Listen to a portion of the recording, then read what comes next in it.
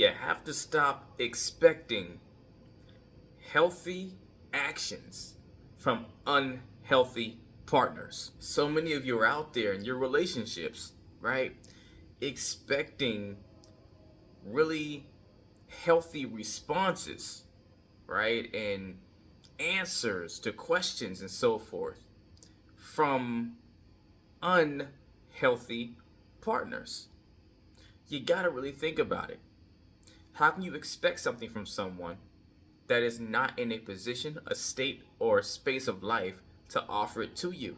So many of us goes beating our heads against the door, trying to figure out, why won't my partner change for me? Or why won't they grow? Why won't they stop doing the cheating, or stop lying, or why won't they stop being disrespectful, or when will they show that they actually care for me? All these things you're expecting of someone that by way of their actions is proving to you they are not in the headspace required to offer you what you need. You're trying to bring a healthy mind frame to an unhealthy equation, right? You're looking for to your partner because there's a part of you that gets something in a healthier fashion. Like, you understand it in a more healthy way, right? Whereas they understand it in a very unhealthy way. And so your reasoning system, the logic in your mind, your 2 cents, comes together and says, this is a no-brainer. If you care about me, or if you care about the relationship, or if you do want the relationship, or you do all these things, right? If you're on the same page with me, then why would you not do this thing? Why would you not hear me? Why would you not offer me what I require? Well, the answer is really clear. You're expecting something from your framework of thought that might be healthier from your partner that's coming from an unhealthy understanding of the same thing. I mean, let's just take the loving you piece, right? Why would someone that truly knows how to love on you properly not do it? You know how the saying goes, you know better, you do better. See, understanding is just comprehension. A lot of us have the intellectual ability to understand things. Most of us, I'm not even gonna say most, all of us, none of us are just stupid or dumb. It's not a thing, right? Some people are ignorant, some people haven't learned certain things, but none of us are dumb. And a lot more of us have the intellectual capabilities to understand a lot of things. Heck, you hear people say it all the time. Oh, yeah, I know, right? They say all the I knows about stuff. But they say I know about things that they're not actually practicing. And the things they'll say that they know is something that would benefit their life. It would get them a better result or whatever. But yet their life still does not reflect the results they claim they know. So what's that tell me? The moment you tell me that you know something, that your life is not reflecting, you're getting the results based off of what you claim you know, it tells me you just understand it and you comprehend it, but you don't know it because you're not doing it. Right? Why would you ever not do something that you know?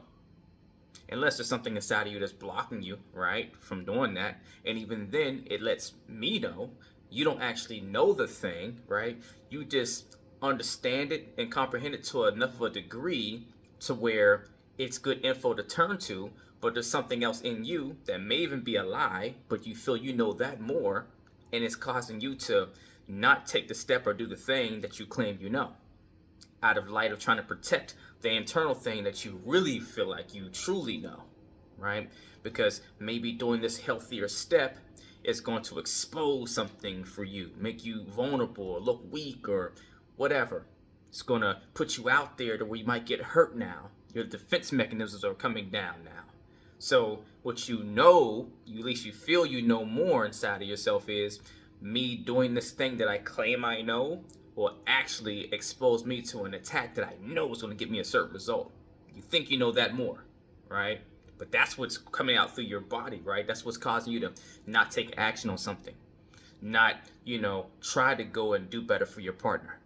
Because in here, you truly feel you're living the experience of knowing something versus what you comprehend. So if you have a partner like that, that's operating from that kind of a space, you can never expect more out of them than they know in their body to offer you back. Don't be confused by people's intelligence. Don't be confused by people's smarts and their wits.